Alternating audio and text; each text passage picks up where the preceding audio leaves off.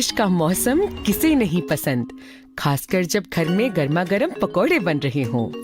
आज सुनैना का छोटा भाई सोहन, जो सुनैना से 2 साल छोटा है, पिताजी और माँ घर पर ही थे। पिताजी उनके मनपसंद आलू प्याज के पकौड़े बना रहे थे। सुनैना के मुंह में तो पानी आ रहा था।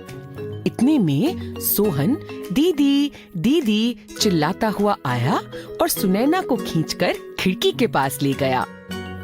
दीदी देखो, आसमान में बिजली कड़क रही है। लगता है बहुत जोर से बारिश आने वाली है। इतने में घर की बिजली कट गई। अरे भाई, कोई जरा टॉर्च लेकर रसोई घर में आओ और मेरी मदद करो।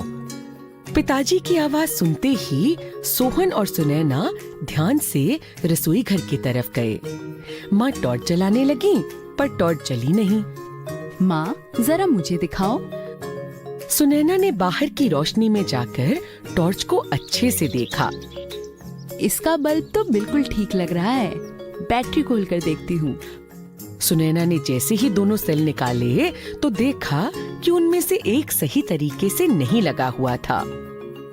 अरे, यह सेल तो उल्टा लगा हुआ है। अब ठीक से लगा के देखते हैं। सोहन यह सब बहुत ध्यान से देख रहा था। जैसे ही सुनैना ने सेल ठीक करके लगाए, टॉर्च जल गई। अरे वाह बेटा, तुमने तो इसे चालू कर दिया। हाँ पिताजी, इसके सेल गलत दिशा में लगे थे। मैंने उन्हें ठीक से लगा दिया। हमने कल ही कक्षा में ये परीक्षण किया था। अच्छा चलो, तुम अब अंदर बैठो, मैं सबके लिए गर्मा गर्म पकौड़े लेकर आता हूँ। दीदी, मुझे भी बताओ ना कि आपने टॉर्च कैसे चालू की। सोहन, टॉर्च एक ऐसा यंत्र है जिसे विद्युत सेल की मदद से चालू किया जाता है। जरा इस टॉर्च को ध्यान से देखो। इसमें क्या है? इसमें एक बहुत छोटा सा बल्ब लगा हुआ है। यह कमरे में लगे बड़े बल्ब जैसा है, लेकिन बड़ा बल्ब तो बिजली से चलता है। सही कहा सोहन। उस बल्ब में बिजली तारों के द्वारा आती है। ये तार जमीन या दीवारों के अंदर या बाहर होते हैं। इस टॉर्च में बिजली विद्युत सेल के द्वारा आती है। इसके अंदर जो विद्युत सेल है वो बिजली का उत्पादन करते हैं। हम कल विद्यालय में इसके बारे में और जानेंगे।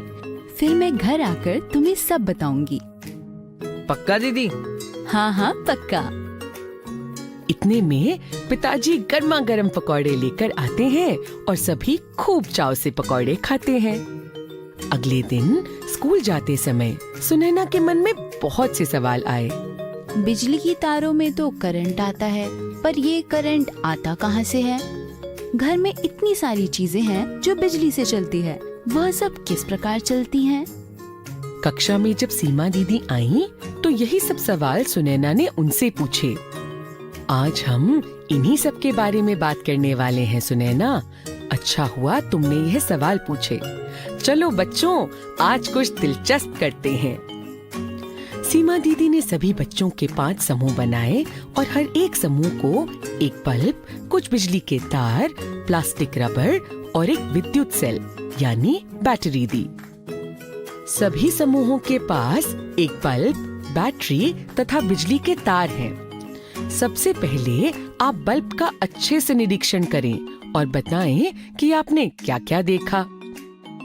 बल्ब कांच का बना है और बल्ब के अंदर छोटी छोटी तारें हैं। उन तारों को तंतु कहते हैं। जब हम प्रयोग द्वारा बल्ब जलाएंगे, तब आप सब ध्यान से तंतु का निरीक्षण करेंगे। बल्ब का निचला हिस्सा धातु से बना है और गोल आकार का है। सीमा दीदी, इसमें एक जोड़ यानी प्लस और एक घटा यानी माइनस का निशान भी है। वह बल्ब के 2 टर्मिनल हैं। एक पर धन चिन्ह यानी कि प्लस और एक पर ऋण चिन्ह यानी कि माइनस है। अब हम सब इस बैटरी की मदद से बल्ब को चालू करना सीखेंगे। आप ध्यान रखें कि इस बैटरी की मदद से हम विद्युत का उत्पादन कर रहे हैं। यह प्रयोग किसी बड़े के सामने ही करें तथा सिर्फ इस बैटरी की मदद से करें।